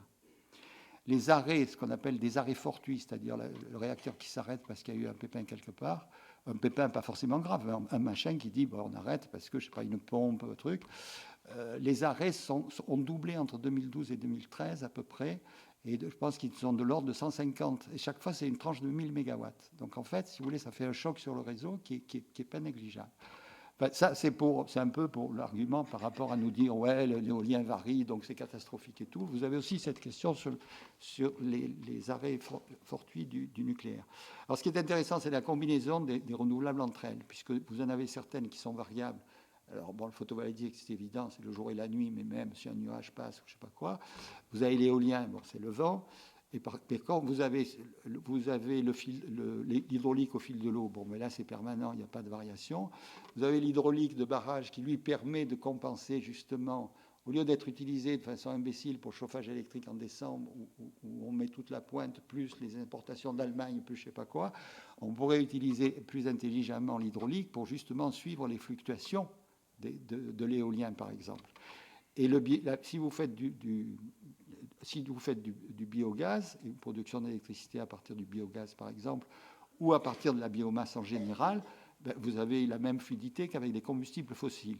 Donc la combinaison, c'est effectivement d'avoir une centrale qui peut être virtuelle par la combinaison de ces choses, qui combine les variables et celles qui peuvent combiner les variables. Donc vous voyez que vous avez déjà une courbe beaucoup plus lisse que si vous examinez chaque fois une éolienne ou même... Bon, c'est le premier point. Deuxièmement, c'est la combinaison des actions sur la demande et des actions sur l'offre. C'est-à-dire, vous pouvez de plus en plus, grâce au réseau dont vous parlez, et c'est juste, il va falloir adapter les réseaux, mais en France, le réseau est pas mal développé du point de vue déjà de la puissance de pointe, justement, même en milieu rural. Mais de toute façon, il y a une adaptation du réseau, mais vous pouvez aussi jouer sur la demande, c'est-à-dire à commander un peu mieux votre consommation d'électricité de façon à éviter à avoir des pointes alors que vous pouvez soit déplacer la pointe, soit annuler le fonctionnement de tel appareil pendant un certain temps. Par exemple, un réfrigérateur, on sait très bien qu'au moment de la pointe qui vraiment ferait monter les trucs comme ça, on peut arrêter un réfrigérateur pendant 10 minutes, il ne s'en portera pas plus mal. Donc vous avez raison, il y a une question de réseau, il y a aussi une question de pouvoir agir sur la consommation en la réduisant, mais aussi en la déplaçant de façon à éviter les effets de pointe, qui sont, eux, les effets embêtants pour le réseau. Et troisièmement, de combiner entre elles les différentes sources d'énergie renouvelable. Votre deuxième... Ah oui, le démantèlement. Oui, vous avez... Enfin, le démantèlement va coûter de l'argent. C'est effectivement une dépense qui est déplacée. Mais c'est assez colossal, le travail du démantèlement. C'est pour ça, d'ailleurs, que vous avez assez raison. C'est que plus on le décale, mieux il se porte. C'est qu'on a laissé de Brennilis, qui est un petit réacteur, et c'est un désastre. Ça dure depuis... Ça devait coûter, je ne sais pas, 20 millions, ça devait être à 250. Enfin, c'est une catastrophe. Il y a un truc qui est très intéressant, c'est le démantèlement de Superphénix, qui a été arrêté en juillet 1998, et le démantèlement est toujours le démantèlement élémentaire. Je ne parle même pas de revenir à la Terre. Cela dit, c'est un cas particulier, c'est un cas unique, c'est très compliqué, il y a du sodium, du plutonium, c'est un cas particulièrement difficile. Les réacteurs PWR, ils ont commencé à être démantelés, enfin certains sont déjà démantelés aux États-Unis. Alors ça va être compliqué, mais à mon avis, ce n'est pas du tout quelque chose d'insurmontable. Alors là où effectivement, ça va coûter des sous au système énergétique futur. C'est-à-dire que actuellement, vous pouvez prendre des provisions pour les démantèlements, mais un beau jour, il va falloir dépenser cet argent. Et c'est le problème qui est posé par l'irréversibilité du nucléaire. Enfin, l'irréversibilité. Le fait que le jour où vous arrêtez un réacteur, c'est là que les problèmes commencent, si je puis dire. Enfin, vous arrêtez le réacteur, donc vous êtes tout content parce que vous ne risquez plus l'accident, mais vous avez la gestion des déchets, qui est quelque chose de lourd, de long et de cher, et la question du démantèlement, qui lui aussi va durer longtemps. Alors, la discussion sur le démantèlement, c'est est-ce qu'il faut... Alors, il y a une position qui dit non, il ne faut pas démanteler, il faut garder les centrales telles qu'elles sont, etc. Moi, je pense que c'est assez dangereux, parce que c'est quand même des milieux où vous avez de la radioactivité partout. Donc, vous pouvez les garder un certain temps, puis au bout d'un certain temps, vous avez les rats qui passent, les chats, les machins. Bon. Donc, je pense qu'il faut démanteler. Et probablement qu'il faut démanteler assez vite. Alors laisser un certain temps pour que la radioactivité descende suffisamment pour que ça ne soit pas catastrophique pour les gens qui y travaillent. Deuxièmement, développer la robotique, parce que quand même c'est mieux d'envoyer des robots plutôt que d'envoyer des gens. Et industrialiser ça, c'est-à-dire être pas traité comme aujourd'hui, on en fait un, puis ça merde, puis ça dure 20 ans, puis on repart. C'est-à-dire il y a la nécessité de créer une industrie du démantèlement, peut-être d'ailleurs au niveau européen, puisqu'il y a quand même pas mal de réacteurs à démanteler en Europe. Et donc, il y aurait une industrie qui serait capable de faire ça, ça serait pas plus mal. Mais c'est pas, comment vous dire, c'est pas un obstacle épouvantable, c'est un truc qui va demander du temps, de la technologie, c'est pas du tout un truc des ordures, hein, c'est vraiment la technologie de démontage intelligent de ces trucs, qui n'ont pas toujours été prévus pour être démantelés. D'ailleurs, c'est une erreur qui a été faite pour Superphénix, par exemple, qui n'était pas prévu, quoi. C'est comme si c'était éternel. Donc ça va être un vrai travail qui va coûter moins cher s'il est vraiment très bien organisé. S'il est traité comme ça, de façon un peu amateur au fil de l'eau, ça va être probablement extrêmement cher et coûteux en conditions de travail. Parce que ça... Oui, mais c'était toujours sur cette question, en réaction à l'intervention précédente, là, sur le coût. Parce que c'est vrai que, bon, alors ça a été, les réponses sont quasiment faites, là, mais sur le démantèlement, la gestion des déchets, la dépollution et tout ça ne rentre pas dans le coût, dans le prix du kilowatt. Et ça explique quand même le bas coût, entre guillemets, bas coût du kilowatt français. Ça rentre en partie. C'est-à-dire qu'il y a des provisions. Alors, c'est un peu foireux, les provisions pour...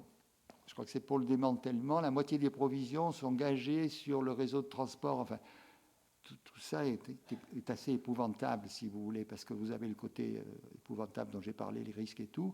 Mais sur les questions de fric, de machin, c'est aussi compliqué, quoi. C'est-à-dire, la Cour des comptes elle-même a dit, écoutez, moi, j'ai jamais pu obtenir tel chiffre. Oui, c'est sous-évalué, mais on ne sait pas de combien. Les déchets, le stockage des déchets souterrains, l'ANDRA, dans son dossier, ça va coûter 16 milliards. La Cour des comptes dit, moi je pense que ce serait plutôt 35. Bon, je veux dire, il n'y a pas la réalité des... Alors, la Cour des comptes a fait déjà l'examen du passé et a assez bien chiffré combien ça avait coûté, etc. Ça a coûté, moi je me souviens, le programme de construction de centrales, c'était des Français 800 milliards de francs. Mais il faut voir que ces 800 milliards de francs, une grande partie a été de l'emprunt fait par EDF auprès de l'épargne publique française. C'est-à-dire que cette épargne publique a été canalisée vers un programme nucléaire beaucoup trop important. Et il y a pas mal d'économistes qui disent, en fait, ça a pénalisé notre pays du point de vue de l'investissement. C'est-à-dire on a tout dirigé sur ce programme, qui a été beaucoup trop important, puisqu'on est à 75%, alors que le maximum devrait être 50%. Et donc, M. Sirota, qui était le directeur général de l'énergie, donc qui n'était pas a priori antinucléaire, mais c'est un type qui avait énormément défendu dans les années 70, et toujours d'ailleurs, les économies d'énergie et combattu le chauffage électrique. Il disait, le directeur général d'EDF est celui qui a coûté le plus cher à la France de tout l'après-guerre. Parce qu'il y avait eu justement cet investissement massif, si vous voulez, qui correspondait à quelque chose de très surdimensionné. Donc il y a non seulement le fait d'avoir les coûts exacts, mais aussi le fait de se rendre compte qu'il y a eu, alors je ne sais pas si c'est un mensonge ou une tromperie ou une erreur, mais industrielle, en ce sens qu'on a bâti un programme et donc investi de façon beaucoup trop élevée. C'est-à-dire que ça, même faire du nucléaire, le faire aurait consisté à avoir, je ne sais pas, 30%, 40% peut-être, mais jamais les 75%. Et jamais ça n'a été prévu comme ça. C'est une erreur de politique industrielle, en fait. Outre les conduites individuelles, le grand gisement, c'est les économies d'énergie. Il semble que c'est le bâtiment là où il pourrait y avoir le plus de gains, des économies. Je voudrais vous demander, premièrement, comment vous jugez la politique précédente dans ce domaine-là. La politique actuelle, est-ce qu'il y a des changements par rapport à la politique précédente? Et d'autre part, troisième point, quelle pourrait être, selon vous, disons, une politique très forte en ce qui concerne le domaine du bâtiment et quels pourraient être les effets, en particulier sur l'emploi? À l'emploi. Ben écoutez, dans les intentions, c'est pas trop mal par moment, mais dans les réalisations, c'est pas terrible. Le pays, bon, si vous voulez, le pays qui pour le moment, moi je pense d'ailleurs qu'il réussira, mais qui pour le moment a à peu près réussi ce qu'il a dit qu'il ferait, c'est l'Allemagne.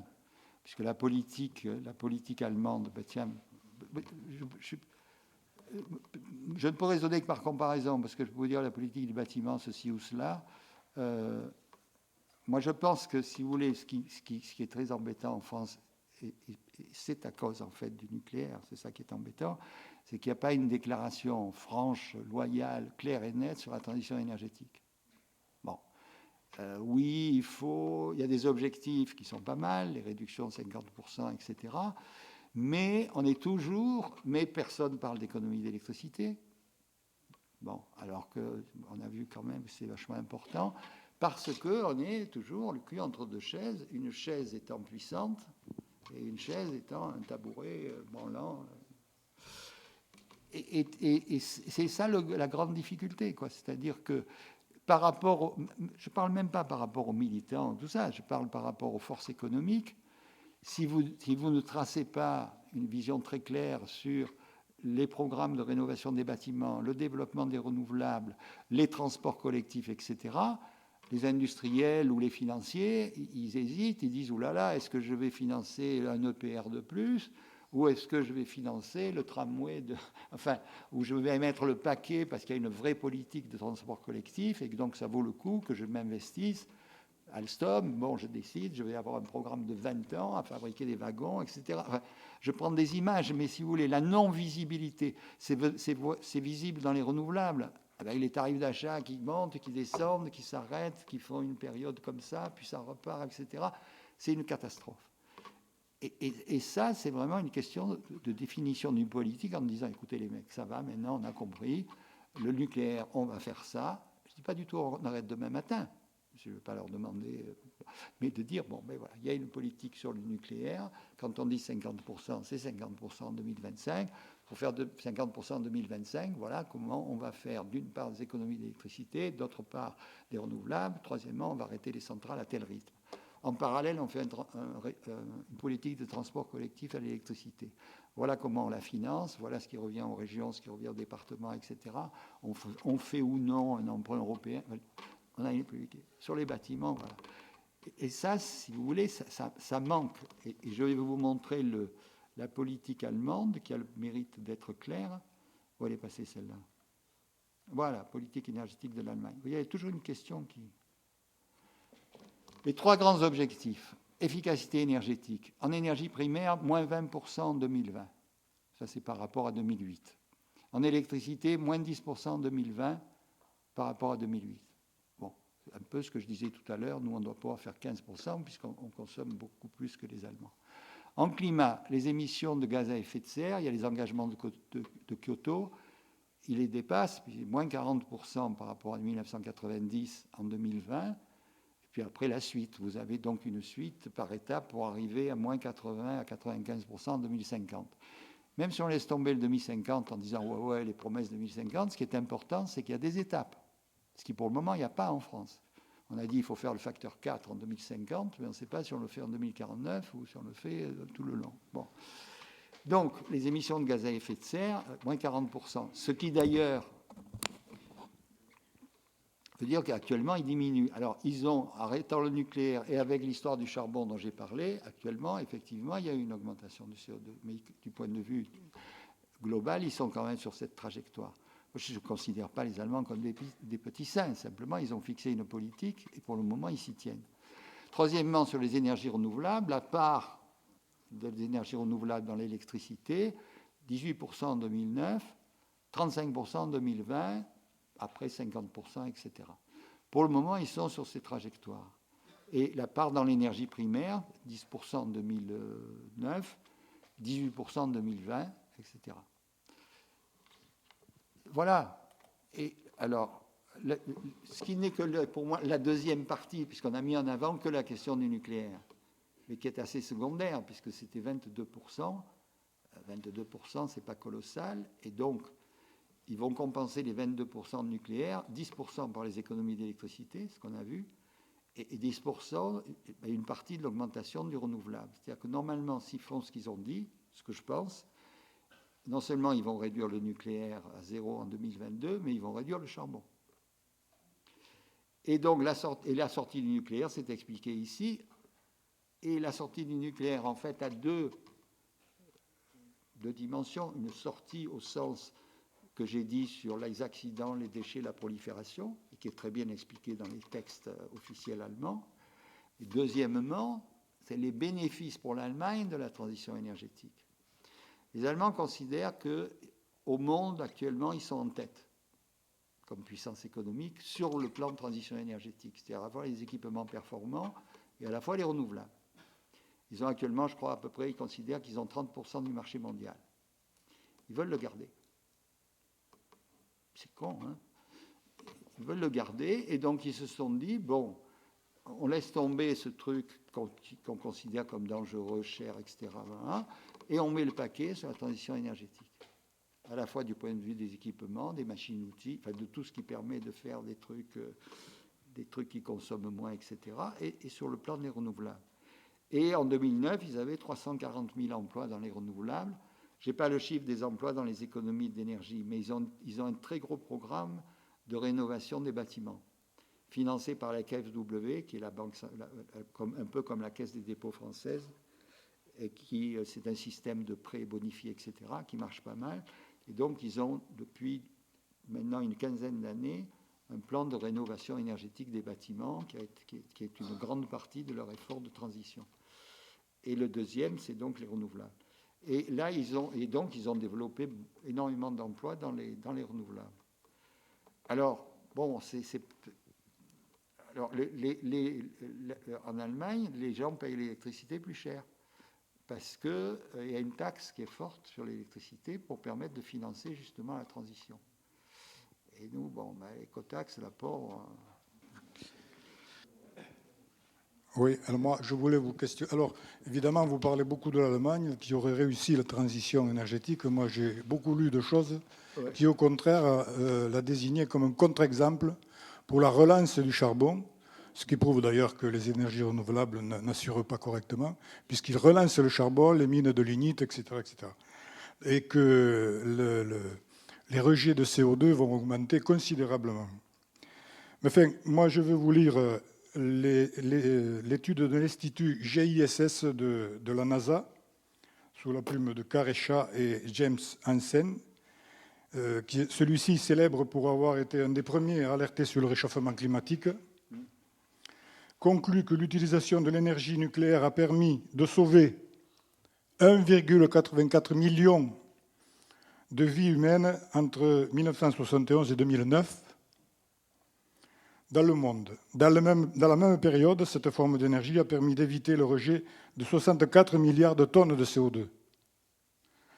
Pour ces deux chercheurs, je cite là, l'énergie nucléaire, malgré les différents défis qu'elle pose, c'est-à-dire que les défis ne sont pas niés, doit continuer à être utilisée afin de réduire les conséquences du réchauffement climatique intolérable.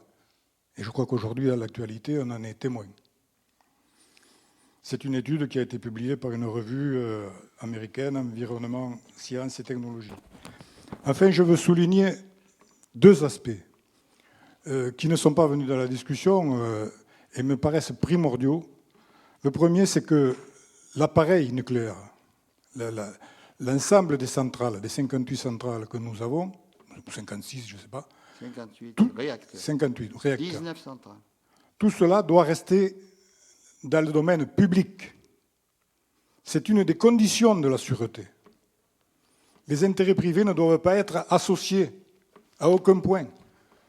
Si je prends l'exemple de TEPCO à Fukushima, construite en bord de mer et sur des zones sismiques, c'est bien parce que TEPCO voulait faire des économies pour refroidir les réacteurs, etc., avec la proximité de l'eau. Bon. Donc, il faut la maîtrise publique et il faut la transparence totale. Eh ben, Alors, moi, je suis inquiet d'ailleurs. J'ai lu des choses sur les centrales de 4e génération qui produiraient de l'hydrogène, pardon. Donc, une source d'énergie qui permettrait d'aborder l'avenir avec des garanties, qui consommerait les déchets déjà constitués.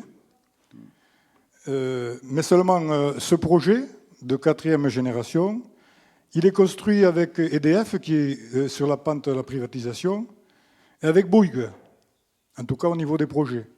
Et ça me gêne beaucoup.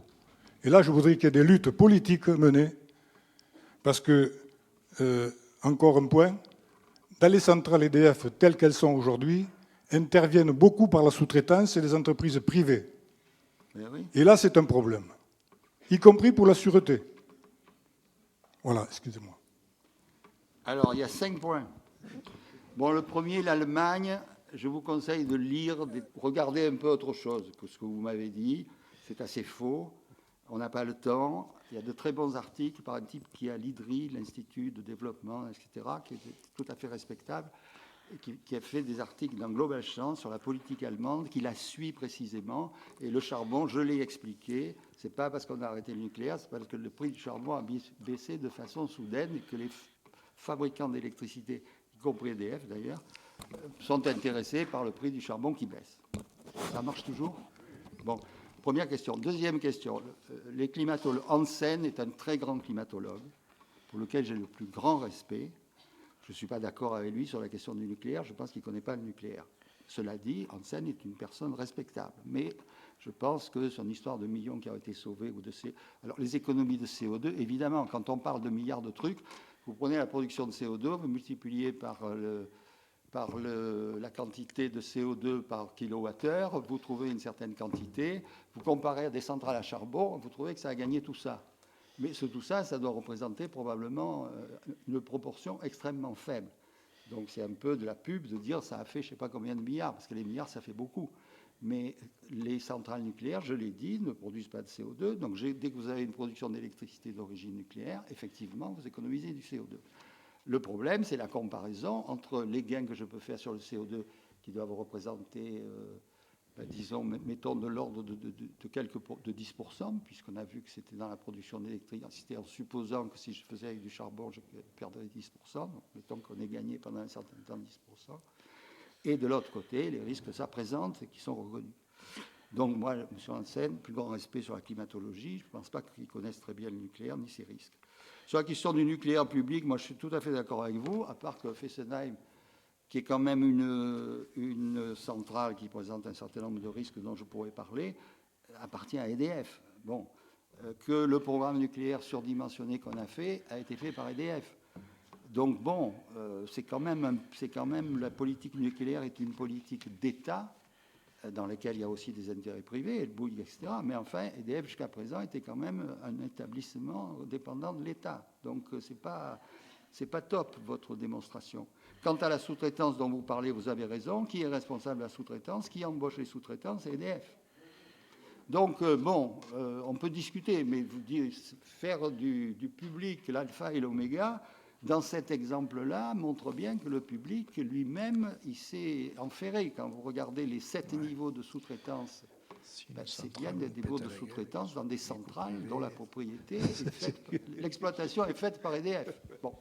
Donc ça, c'était le 3e et le 4e, d'ailleurs, et le 5e et la 4e. La 4e génération, c'est des réacteurs à nouveau sur plutonium-sodium. Et les réacteurs plutonium-sodium, c'est quand même... Le plutonium, c'est ce qu'on peut trouver comme matière la plus dangereuse qu'on peut inventer, qu'on a inventé d'ailleurs, puisqu'il n'existe pas dans la nature. Et le plutonium, comme refroidisseur, c'est un refroidisseur très dangereux, puisque le sodium, c'est quand même un produit très dangereux. Donc refaire un superphénix ne me paraît pas très génial, quoi. C'est tout ce que je peux vous dire. Je pense que comme innovation technologique, c'est pas terrible. Parce que vous prenez un combustible qui lui-même est dangereux, qui pose des problèmes de transport, etc., et de généralisation. Parce que quand on développe une filière de réacteurs, l'espoir des promoteurs de cette filière de réacteurs, c'est d'en vendre dans le monde entier. Si le monde entier fait la 4e génération et utilise du plutonium, la prolifération nucléaire est assurée. Donc il y a des vrais problèmes de la génération 4 qu'il ne faut pas masquer non plus. Oui, je voulais revenir sur la situation économique et politique concernant aussi bien le nucléaire que la transition, que le problème du climat.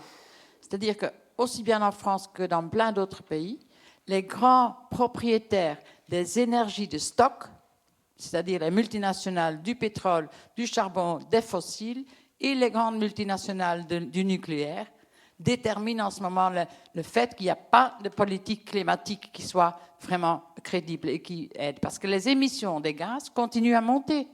Oui. En France, elles ont monté de 14% depuis quelques années. Enfin, j'ai entendu le chiffre aujourd'hui. Et ça fait que ces grands monopoles des énergies de stock sont en train de bloquer tant qu'ils veulent, qu'ils peuvent, le développement des renouvelables. Parce que ça leur empêchera d'avoir ces surprofits qu'ils sont en train de faire avec ce pétrole qui devient de plus en plus cher, etc.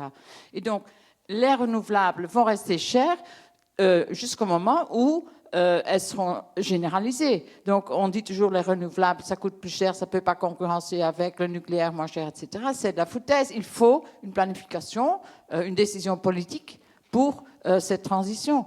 Et à ce niveau-là, en France, je trouve que c'est vraiment terrible, hein, au plus petit niveau qu'au plus grand. Donc, ici, dans la région, il y a plein d'endroits où on ne peut pas mettre des panneaux solaires parce que les architectes du patrimoine considèrent les tuiles des toits plus importantes.